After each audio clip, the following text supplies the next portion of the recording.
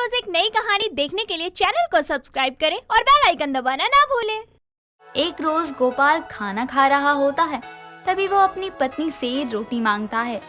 दिशा भी किचन से निकलकर आती है और वो गोपाल को रोटी फेंक कर देती है। ये देखकर गोपाल तो कुछ नहीं कहता, लेकिन दिशा की सास रमा अपनी बहू से कहती है, बहू ये क्या तरीका है किसी को रोटी देने का? तूने रोटी फेंक कर क्यों दी? माँ जी वो गलती से हो गया, इसमें इतना गुस्सा होने वाली क्या बात है। माँ वो गलती से हो गया, जाने भी दो, अब बुरा क्यों मान रही हो? अब जैसे ही गोपाल ऑफिस जाने लगता है, वैसे ही रमा अपने बेटे गोपाल से कहती है, कोई बात तो हुई है, बताओ क्या हुआ है तुम दोनों के बीच, जो तुम दोनों एक दूसरे से बात नहीं कर रहे हो? नहीं माँ, अभी वो नहीं है, तो चीजों को समझने में समय लगा रही है, बस और कुछ नहीं। अब गोपाल के चली जाने के बाद रमा अपनी बहू के पास जाती है और अपनी बहू से कहती है, बहू कोई बात हुई है क्या तुम दोनों के बीच? तुम दोनों एक दूसरे से प्यार से बात क्यों नहीं कर रहे हो आजकल? अच्छा हुआ माँ जी आपने ये नोटिस किया और मुझसे पूछ लिया। दरअसल बात ये है कि ये शादी मेरे पसंद के खिलाफ हुई है और मैं गोपाल को अपना ही नहीं पा रही हूँ। हे राम, ये तो क्या बता रही है? तू गोपाल को क्यों नहीं अपना पा रही? उसमें कोई कमी है क्या? कमी तो कुछ नहीं है माँ जी, लेकिन मैं जिसे प्यार करती हूँ उससे ही शादी करने वाली हूँ। ये बात मैंने गोपाल को भी कही है कि उसे भी अगर कोई पसंद हो तो वो उससे शादी कर सकता है, मुझे कोई आपत्ति नहीं होगी। बहू तू ये कैसी बातें कर रही है? शादी कोई गुड्डे गुड़िया का खेल है जो तू उससे शादी कर लेगी और मेरा बेटा किसी और से? मजाक चल रहा है क्या? माँ जी जो चल रहा है मैंने वही सब आपको बता दिया है, अब आप मुझे भी कुछ ना कहें। अब रमा अपने बेटे और बहू के बीच चल रही इस बात से बहुत ही ज्यादा परेशान हो जाती है और देर शाम रमा अपनी पड़ोसन विमला के घर जाती है, जहां वो विमला को देखकर रोते हुए कहती है, विमला मेरे बेटे की जिंदगी तो बर्बाद हो गई। क्या हुआ रमा? ऐसी बातें क्यों कर रही है तू? कुछ हुआ है क्या गोपाल के साथ? क्या बताऊं विमला, मेरी बहू की शादी के दूसरे महीने में भी दोनों के बीच बन नहीं रही। क्या हुआ दोनों के बीच? किसी बात को लेकर लड़ाई झगड़ा हुआ है क्या? मेरी बहू को गोपाल जैसा सीधा साधा लड़का पसंद नहीं, उसका किसी से चक्कर चल रहा है। कैसी बातें कर रही है तू? रमा तेरी बहू का किसी के साथ चक्कर है? किसने बताया? गोपाल ने? बेशरम औरत ने अपने मुंह से ही बकी है ये सारी बातें। अब किसे क्या कहूँ मैं, मेरा बेटा तो कुछ बोलता ही नहीं। ये रोने का समय नहीं है रमा, इसे समझा। अगर ना समझे तो सबक सिखा। तू उसकी सास है, बहू नहीं, जो रो रही है अपने बेटे के लिए। तुझे ये करना ही पड़ेगा रमा। अब देर रात गोपाल आता है और रमा देखती है कि वो अपने आप ही खाना निकालकर खा लेता है और खाना खाने के बाद हॉल में रखे सोफे पर ही सो जाता है। जब गोपाल सो जाता है तो रमा भी उसे चादर उड़ाते हुए कहती है, मेरा नासमझ बेटा कितना दुखी है, लेकिन अपनी माँ से एक बार भी नहीं कहता कि मुझे ये तकलीफ है, और ना जाने ये औरत कैसे घर की आ गई मेरे घर में, जो अपने पति तक का दुख दर्द नहीं समझ पा रही है।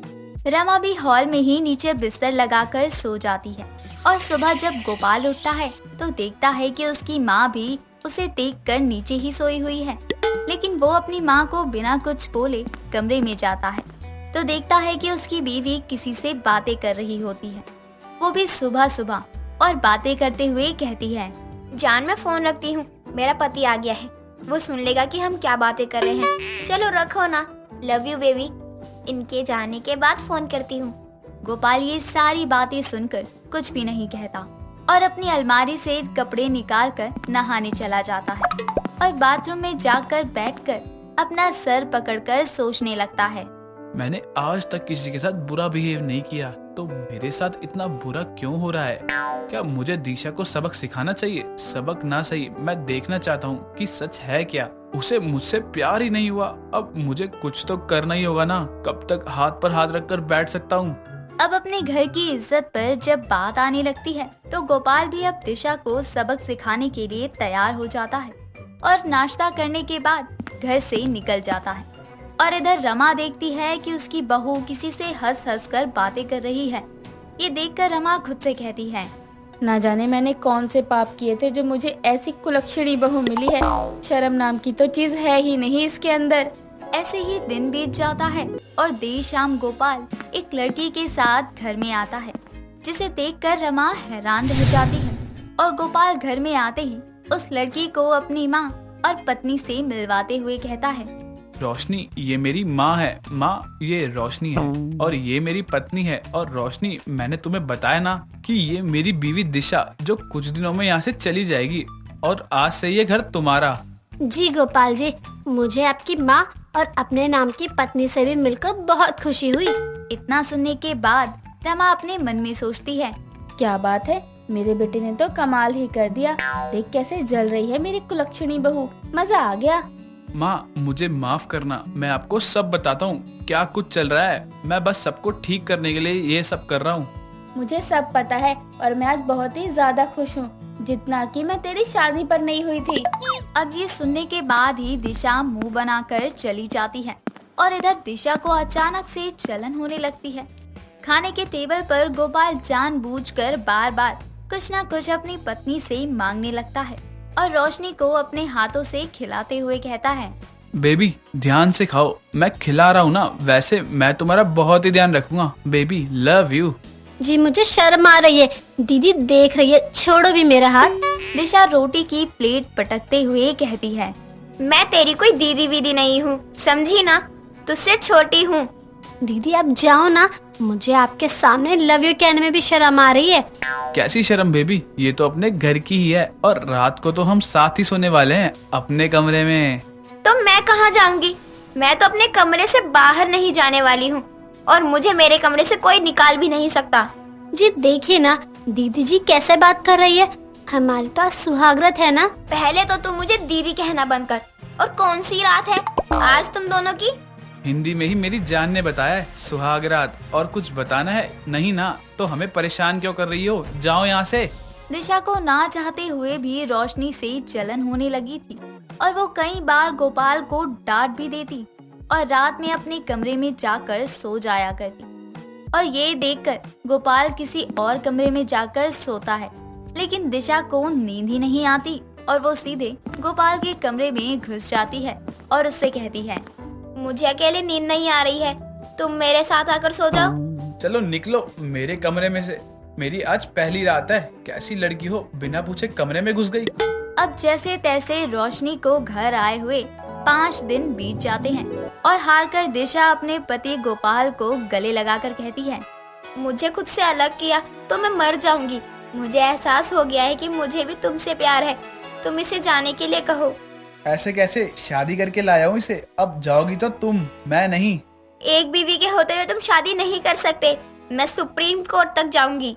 ये सब सुनने के बाद गोपाल भी सबको सच बता देता है कि उसने ये सब रोशनी के साथ मिलकर नाटक किया था ताकि वो दिशा के दिल में छुपे प्यार को जगा सके और वो कामयाब भी होता है और 5 दिन की सौतन को घर से जाना पड़ता है।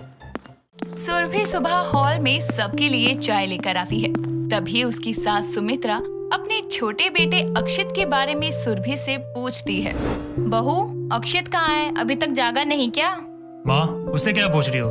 वो तो रसोई से आ रही है। अरे बहू, भाभी है उसकी और भाभी को देवर के पल पल की खबर रहती है। हाँ सासू माँ, वो कल देर रात तक बेचारे काम कर रहे थे ऑफिस का, इसीलिए। हाँ तो ऑफिस का काम घर पे करने की क्या जरूरत है? उस काम की अलग से सैलरी उठाता है क्या? नालायक को दुनियादारी की समझ नहीं है। आप भी ना बिन सोचे समझे कुछ ही बोल देते हो देवर जी को। आप लोग चाय पीजिए, मैं उन्हें जगा कर आती हूँ। अरे नाश्ता तैयार है या नहीं? सुरभि मानव की बात को अनसुनी करके वहाँ से चली जाती है। जैसे ही अक्षित के कमरे में जाती है तो देखती है कि अक्षित एक प्यारी सी स्माइल के साथ बेड पर सोया हुआ है। तभी वो उसके पास जाती है और प्यार से उसके सर पर हाथ फेर कर कहती है, जनाब कैसे बच्चों की तरह सो रहे हैं? देवर जी अरे उठिए। भाभी, कितनी प्यारी आवाज है आपकी। अच्छा तो मेरी आवाज सुनने के लिए अब तक आंखें बंद करके लेटे हुए थे और बाहर आपके भैया गुस्सा कर रहे हैं। भाभी, उनको गुस्सा करने के अलावा आता ही क्या है? पता नहीं है आपने गुस्सैल भैया से कैसे शादी कर ली। अच्छा जी, तो क्या आपसे शादी करती?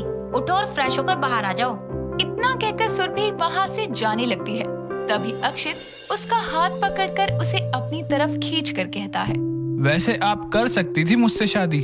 अच्छा जी, पीछे हटो बदमाश। इतना कहकर वो उसे जोर से धक्का देकर बेड से गिरा देती है और वहाँ से चली जाती है।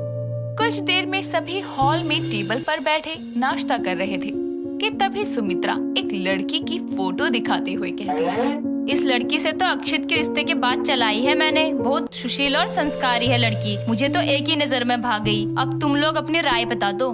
इस पर राय लेने जैसा क्या है? सासू माँ, मुझे देना फोटो जरा, मैं भी तो देखूं अपनी होने वाली देवरानी को। हाँ माँ, अगर आपको और भाभी को पसंद है तो मेरी तरफ से भी बात पक्की कर दो। सासू माँ, वैसे भी इसकी फोटो देखकर लग रहा है कि कितनी मॉडर्न होगी। आपको नहीं लगता हमें एक आध जगह और रिश्ता देकर ही शादी का सोचना चाहिए? वैसे भी अभी देवर जी की उम्र ही क्या है।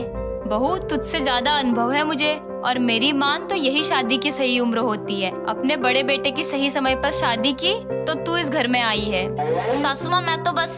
सुरभि, तुम बहस मत करो, माँ जो कह रही है सही है। तुम लंच दो मेरा, मुझे देर हो रही है। जब बुढ़िया को खुद ही चलानी होती है तो ये सबसे पूछती क्यों है? लाती हूँ लंच। इतना कहकर वो रसोई से लंच लाकर मानव को पकड़ाती है और अक्षित भी मानव के साथ ही ऑफिस के लिए निकल जाता है। समय बीतता है और अक्षित की शादी उसी फोटो वाली लड़की आशिका से हो जाती है। गृह प्रवेश की रस्म के बाद जब अक्षित और आशिका कमरे में जा रहे थे, तभी कुमकुम की थाली लिए पीछे चल रही सुरभि के पैर में अचानक मोच आ जाती है। आउच! सासू माँ, क्या हुआ बहू, तू ठीक तो है ना? पैर में अचानक की मोच आ गई सासू माँ। भाभी, कहीं आपका पैर तो नहीं मुड़ गया? चलिए मैं आपको कमरे तक छोड़ देता हूँ। नहीं देवर जी, आप देवरानी जी के साथ कमरे में जाइए, मैं ठीक हूँ। सासू माँ, ये थाली लीजिए। जैसे ही सुरभि सुमित्रा को थाल पकड़ाकर आगे बढ़ने लगती है तो दर्द के कारण जमीन पर गिर जाती है। तभी अक्षित उसे गोद में उठाकर उसके कमरे में ले जाता है तो सुरभि के चेहरे पर मुस्कान आती है। ये देख आशिका को कुछ अजीब सा महसूस होता है। समय बीतता है, मानव बिजनेस ट्रिप के लिए बाहर चला जाता है। एक रोज जब अक्षित नहाकर बाहर आता है तभी सुरभि उसके कमरे में आती है तो आशिका कहती है, जेठानी जी आप यहाँ? अक्षित, शर्ट पहनो जाकर। देवर जी ऐसे ही है देवरानी। हाँ तो जेठानी जी, आपको भी नॉक करके आना चाहिए था।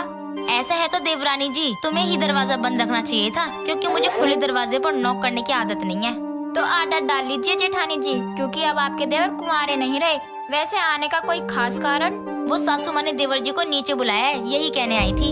इतना कहकर सुरभि वहाँ से चली जाती है और हॉल में आकर खुद से कहती है, 4 दिन नहीं हुए इस देवरानी को आए और ये मुझसे इस तरह बात कर रही है। इसे क्या पता देवर जी की जिंदगी में मेरी क्या अहमियत है। कुछ दिनों में इसको अपनी जगह समझ ही आ जाएगी। एक रोज छुट्टी के दिन घर का काम खत्म करने के बाद आशिका अक्षित को कहती है, सुनिए ना, कहीं बाहर घूमने चलते हैं, आज मौसम भी बहुत अच्छा है। मौसम तो आजकल रोज ही अच्छा रहता है आशिका, लेकिन मेरी छुट्टी तो एक ही दिन होती है। किसी और दिन प्लान बनाकर चलेंगे। क्या अक्षित, तुम नहीं सोचते क्या कि हमें अकेले में थोड़ा क्वालिटी टाइम बिताना चाहिए? मैं कौन सा हनीमून पर चलने की कह रही हूँ? सही तो कह रही है बहू नालायक। माँ आप कब आई?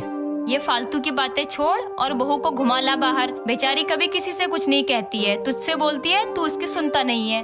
देवर जी, अरे यहाँ आए आप। मैं कब से आवाज लगा रही हूँ। राशन लाने जाना है मुझे, चलिए बाइक निकालिए। अरे हाँ, आपने सुबह ही तो कहा था, मेरे दिमाग से निकल गया। मैं अभी चाबी लेकर आता हूँ। पर अक्षित आशिका की बात नहीं सुनता और चाबी लेकर उसकी जेठानी के पीछे चल पड़ता है। आशिका भी दरवाजे तक जाती है तो देखती है कि सुरभि अक्षित को कसकर पकड़कर उसकी बाइक पर बैठी है और कुछ ही देर में दोनों वहाँ से निकल जाते हैं।